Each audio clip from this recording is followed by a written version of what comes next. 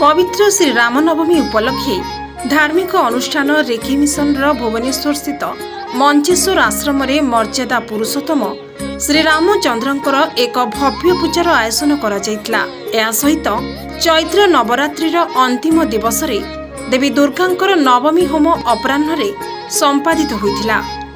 श्री रामचंद्रंक जयंती उपलक्षे संध्या समय भजन समारोहर आयोजन करा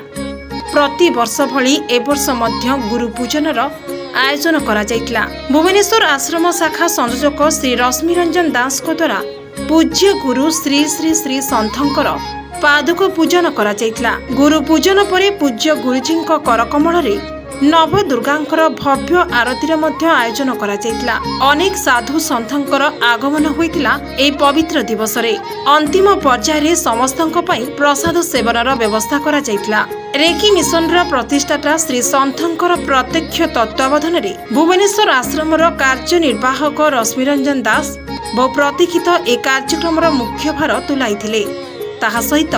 देवाशीष बेहेरा, विजय महांती, लक्ष्मीनारायण त्रिपाठी, टुटू भाई, चंद्रकांत भाई, बुबू, स्वर्णलता ता सहित देवाशीष बेहेरा, विजय महांती, लक्ष्मीनारायण त्रिपाठी, टुटू भाई, चंद्रकांत भाई, बुबू, स्वर्णलता, शुभलक्ष्मी, निवेदिता, सुचरिता, पद्मिनी मैडम, नुनु भाउज, लिपि भाउज एवं अन्यान्य सदस्य माने निज निजर कार्य को सुचारू रूपे तुलाइथिले।